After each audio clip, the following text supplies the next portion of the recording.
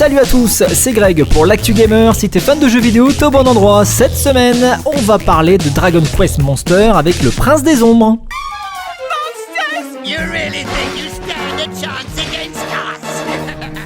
Lors du dernier Nintendo Direct, Dragon Quest Monster, le Prince des Ombres, a été annoncé évidemment pour la Switch avec une sortie pour le 1er décembre prochain.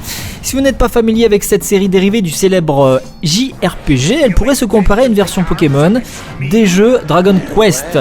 Il est question ici de capturer et de faire combattre un vaste assortiment de monstres toujours conçus par Akira Toriyama, le créateur de Dragon Ball.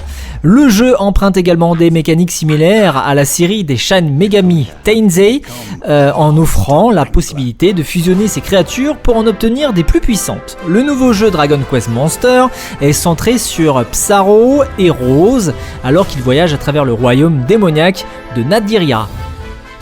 D'ailleurs, Psaro est le principal antagoniste de Dragon Quest IV. Rose est à l'origine un elfe. Ce qui est sûr, c'est que la réapparition surprise de la série Dragon Quest Monster est à la fois séduisante pour les fans de la franchise et pour tous ceux qui pourraient trouver le concept attrayant. Pour rappel, le Prince des Ombres est attendu le 1er décembre prochain sur Nintendo Switch. The so-called hero is here.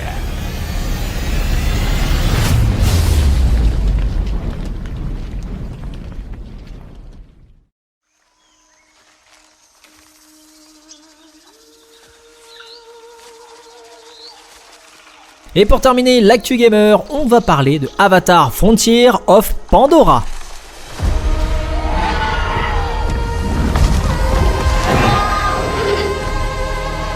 Lors de sa sortie du premier film en 2009, les studios Century s'étaient dégoté un partenariat avec Ubisoft pour la production d'une adaptation en jeu vidéo, alors sortie sur PC, PS3 et Xbox 360 et même Nintendo DS, Wii et voire même la PSP. C'est vrai que ça nous vieillit tout ça. Alors presque 15 ans plus tard, cette même alliance est à retrouver puisqu'Avatar Frontiers of Pandora est de nouveau concocté par Ubisoft. Pour le coup, le jeu comptera une histoire parfaitement inédite, celle d'une Na'vi, élevée par les humains qui décidera de protéger les siens sur Pandora et se rebeller contre l'envahisseur, 15 ans après son enlèvement. Bon, ce n'est pas unique sur le plan de l'originalité, mais les personnages, eux, sont bel et bien nouveaux. L'occasion d'aller se balader librement dans les environnements fabuleux de cette planète particulièrement connectée à ses habitants. Le trailer qu'on peut trouver sur internet, qui a été diffusé d'ailleurs lors du State of Play de Sony, donne le ton. Le jeu misera aussi bien sur l'exploration à d'autres bêtes extraterrestres, volantes ou non, que sur l'action pure et dure avec une bonne dose d'infiltration. Un Far Cry sur une planète alien? Non, pas du tout, il y a peu de ça, surtout que le titre se fera à la première personne, mais à la troisième personne pour les phases à dos d'animal. Avec quelques armes bien senties, dont l'arc qui sera visiblement prédominant, on devrait y retrouver la plupart des éléments qui ont fait le succès des films au cinéma, à commencer par une plastique de premier ordre.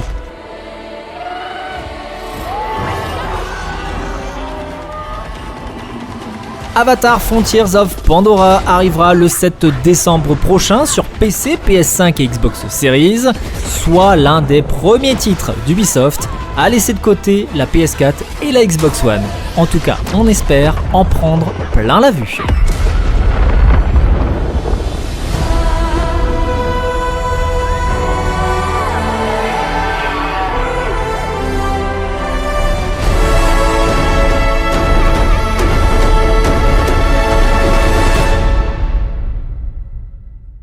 C'était Greg pour l'Actu Gamer, bon game et à la semaine prochaine.